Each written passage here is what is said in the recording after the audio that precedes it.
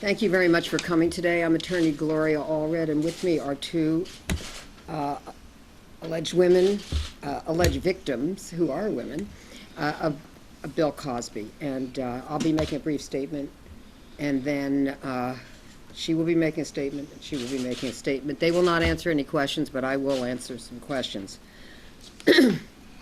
And we also had photos for you of what they looked like at the time that they alleged they were victimized. So today we are here with two women who allege that they were victimized by Bill Cosby. And prior to today, they have never spoken out publicly about what they allege Mr. Cosby did to them. But they have chosen to speak out now because Mr. Cosby is performing his Far From Finished tour, his concert tonight in Baltimore, Maryland, and tomorrow he will perform in Charleston, West Virginia. Given that Mr. Cosby appears to be treating the allegations of so many women who have spoken out previously as a joke, the women who are with me here today felt it was time for them to break their silence and speak out about what they claim Mr. Cosby did to them. Cosby's jokes about women not having a drink when they're near him, and his recent video where he appears in red silk pajamas to try to sell tickets to a show, have been very hurtful to many of the alleged victims whom I represent. Given so many allegations that he drugged and sexually assaulted women, and that they awakened naked in his bed, his decision to appear in his pajamas is extremely offensive. If he was trying to imitate Hugh Hefner, who for many decades appeared in pajamas, this video is especially shameful and disgusting, since at least two of my clients, including one who is here with us today, allege that they were sexually victimized by Cosby at Hefner's home at the Playboy estate. It is long overdue for Bill Cosby to take legal, moral, and public responsibility for what he has done and answer each and every allegation that has been made against him without making a joke about it. Allegations that he is a serial sexual predator who has drugged and raped women are no laughing matter, and Mr. Cosby, by making jokes about it, is only compounding the harm that he has already inflicted on the women who report that he has victimized them. More than 30 women have come forward publicly to make serious claims against Mr. Cosby. I have been asked how many more victims there are. Only Mr. Cosby knows the answer to that question. But I can assure him that I have more who have not yet come forward, but who will speak out in the future. Mr. Cosby says that he is far from finished. And I will state once again that I and many other women who allege that they are his victims are far from finished with Mr. Cosby as well. And now I would like to introduce Margie Shapiro. Let's move over just a little bit. Thank you. And then you can move. And this is you, right? That was me. No, excuse me. This is you. What am I saying? Towards the front of the mics, please. Yeah, right. So we're moving the chairs over a little. Thank you. And you all have a photo of Ms. Shapiro when she was about the age in which she encountered Mr. Cosby. We provided that to you. Okay.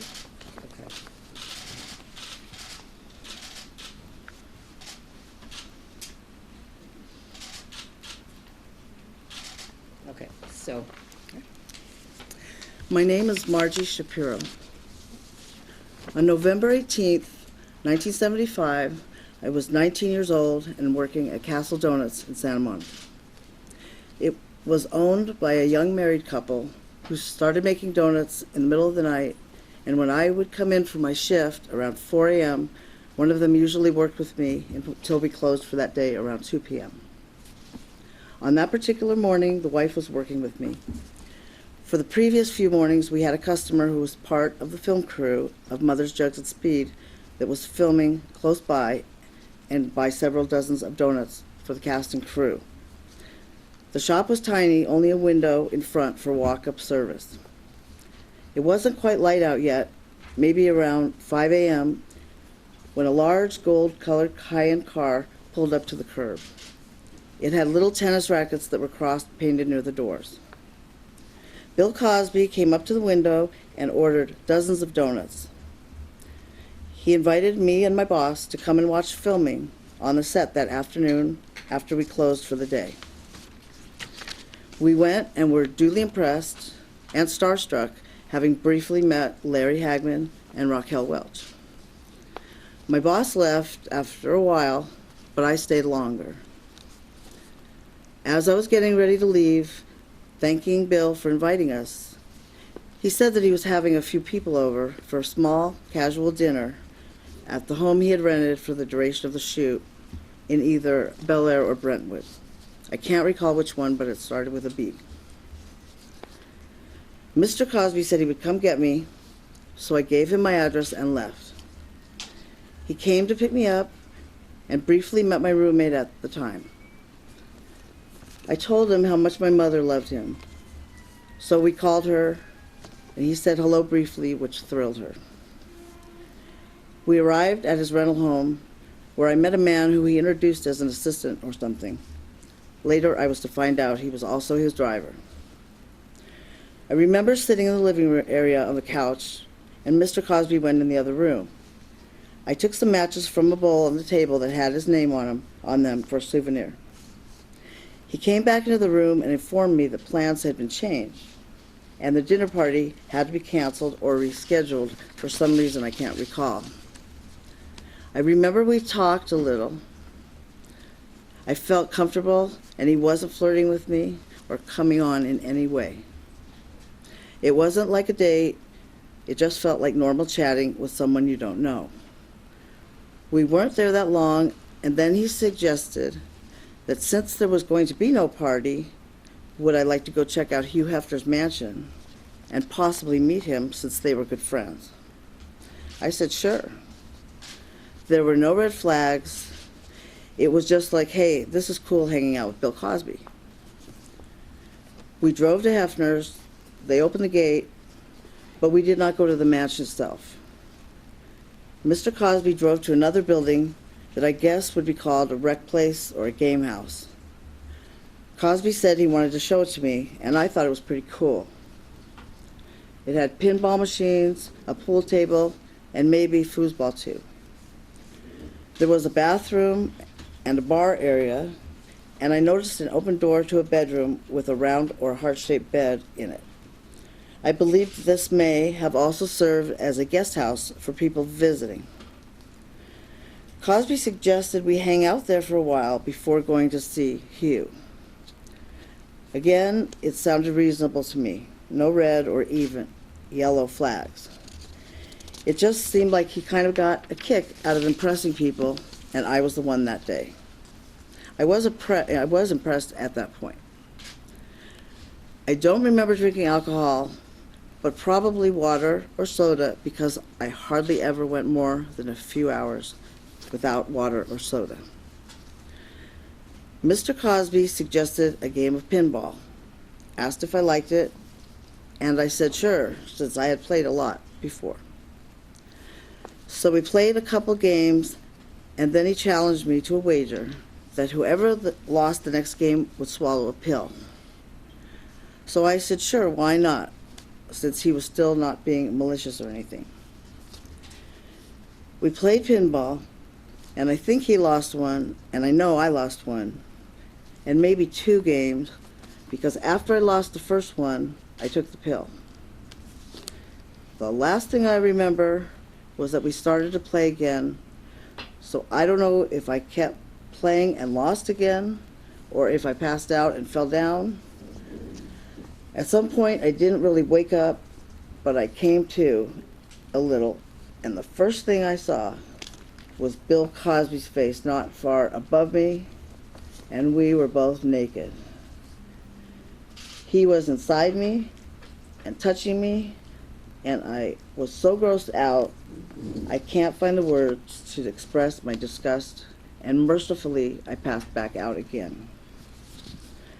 I don't know how much time went by, but I don't think it was that long before I kind of came to again and passed back out. That happened a couple more times, where each time I was awake for under a minute for sure, and he would still be touching me sexually in some form.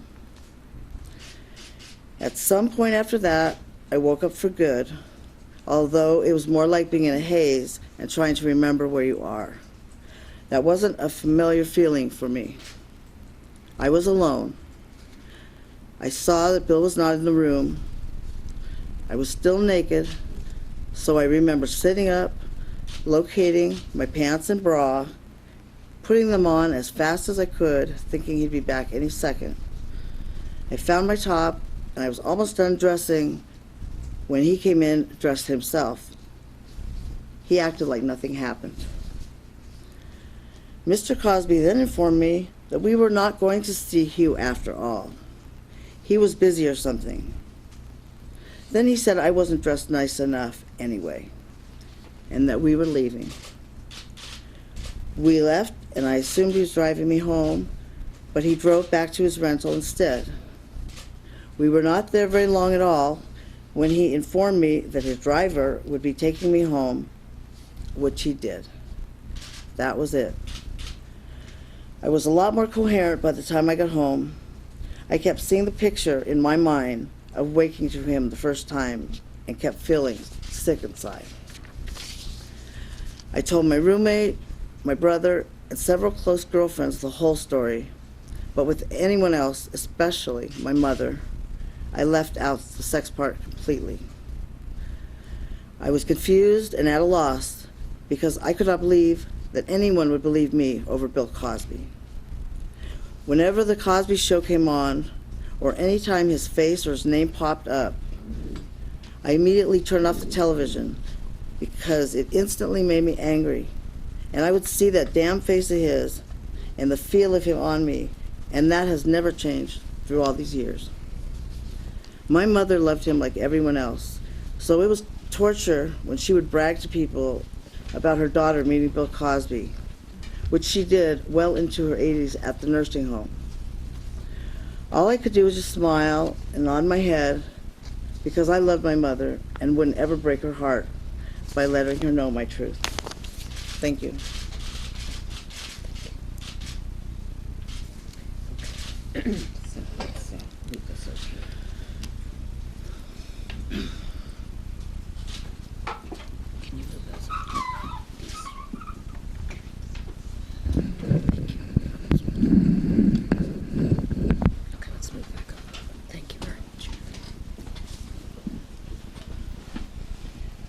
Move this way, towards me. Thank you. All right. There we go. Okay, a little bit more, a little bit more, a little bit more.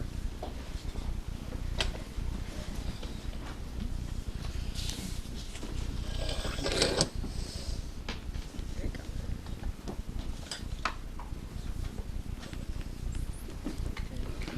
you go. This is a photograph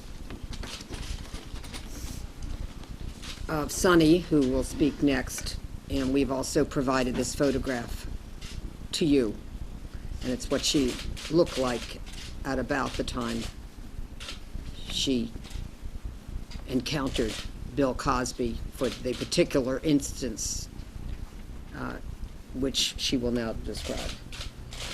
Thank you. My name is Sunny Wells. I first met Bill Cosby as a little girl when my mother worked in Hollywood as a theatrical agent, and she was a theatrical agent at a major talent agency in town. My mother was my agent as well as my manager, so I always had been introduced to famous people in the industry on almost a daily basis. I remember that my mother always thought highly of Bill and that she considered him a friend. I thought Bill was a very funny man. He made me laugh, and he always seemed to pay attention to me when we met, which was always made me feel comfortable being around him. Suffice it to say, I once liked Bill Cosby very much, but that has changed now. In the mid-1960s, my mother was then working as an editor, story editor, at Paramount Studios. Bill was at the beginning of his acting career, working on his new television show, I Spy, with Robert Culp, whom my mother also knew. One day, as I was visiting my mother at work, which I often did, she suggested that we stop by the I Spy set to say hello to both Bill and Bob. When I arrived at the set, they were setting up the next scene and shot. We saw Bill first, and he recognized us immediately and came over to say hello. Bill continued to joke with the crew, and people were laughing at his antics as we chatted off and on with him. Bill asked me at some point how old I was now, and I proudly told him that I'm 17 now. Shortly thereafter, my mother told us that she needed to get back to work. Bill said his goodbyes to my mother, but said if I wanted to stay a while, he'd look after me. So my mom said I could stay and watch as long as it was all right with Bill and Bob. During that time, Bill let me sit in his chair labeled with his name, and during breaks, he asked me about my career. I told him, knowing that he liked jazz, that I wanted to do an impression for him of Nancy Wilson, who I knew he liked and whom I loved. Bill explained that he wouldn't have time to listen because he was at work, but that if I gave him my phone number, we would get together at another time. I gave Bill my phone number, writing it on a script page, and shortly thereafter I left to go back to my mother's office, being sure to thank him for being so nice while I was there. I told my mother what had happened, and Mom told me not to expect or be upset if he didn't call. Bill was a very busy man. It was an unexpected surprise when Bill did call a few days later, and he asked me if I'd ever been to Shelley's Manhole, the famous jazz club in the area. Bill asked me if I'd like to go with him. He said we could listen to some good jazz and you could do your Nancy Wilson impression for me on the way. I gladly said yes. And I told him how grateful I was he had remembered what I had told him a few days earlier. We made plans that he would pick me up, and after we hung up the phone, I called my mom to tell her because I was thrilled. My mom was thrilled that Bill seemed happy to want to help me. I'd been auditioning for jobs as background singer for Main Room acts and as an opening act myself, and for bands as well.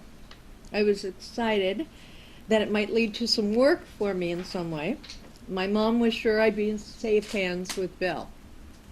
No question, because we had known him for so long. A couple of nights later, Bill picked me up at my mother's apartment. He was wearing a black leather jacket, and I had dressed up in a dress that I wore on stage.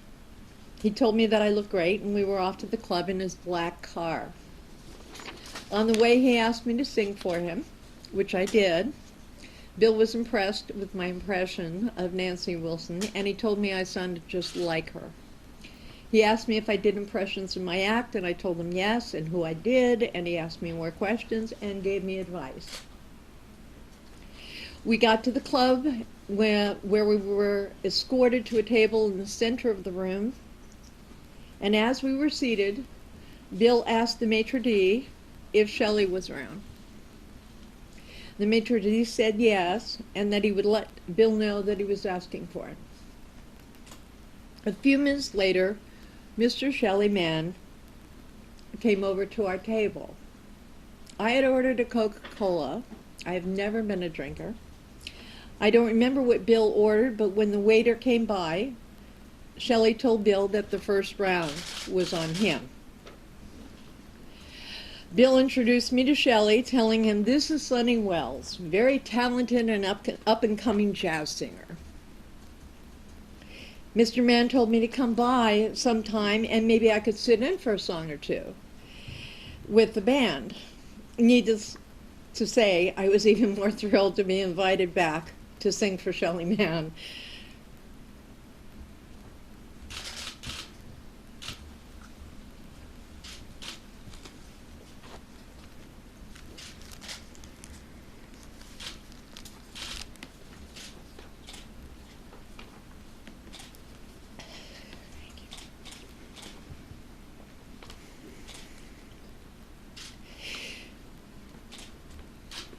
After Mr. Mann left our table, I excused myself to go to the restroom because the trio was about to start playing and I didn't want to miss a note. When I returned, we listened to the music as I sipped my Coke, and that was when things began to become blurry. I don't remember leaving the club. I don't remember driving anywhere else. What I do remember next was waking up naked in a bed alone in a sparsely furnished apartment. Bill was not there. There was no note. The place had a phone, and after finding some lemonade in a small refrigerator, I called a cab to take me home. When I got home, I showered and felt as if I had had sex. But I did not want to believe that a family friend would do that to me.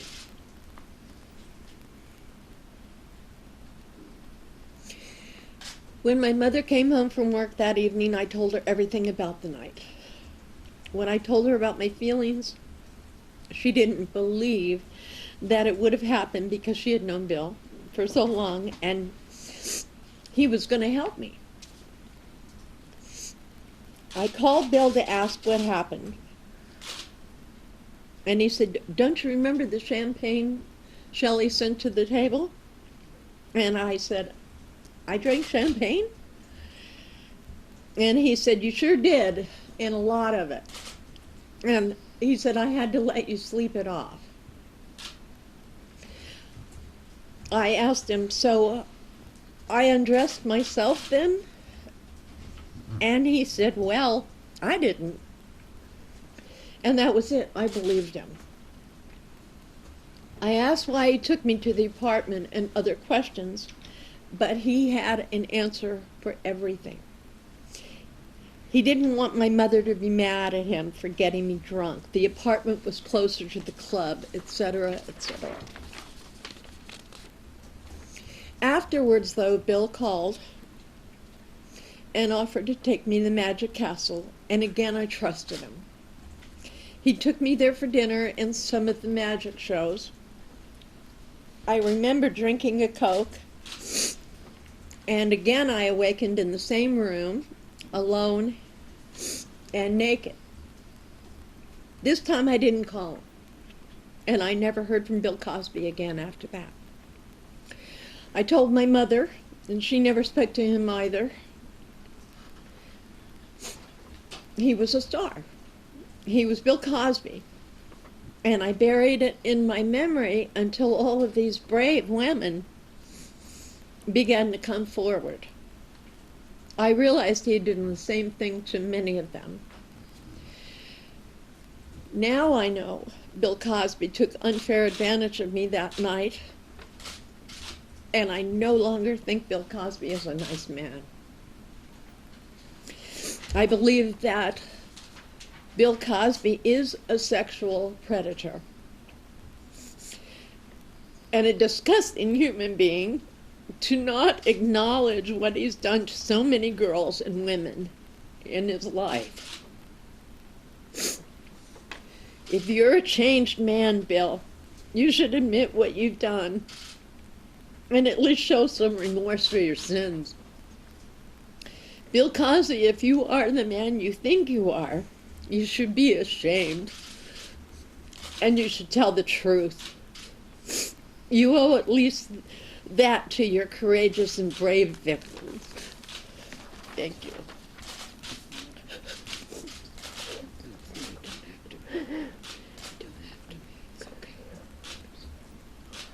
I think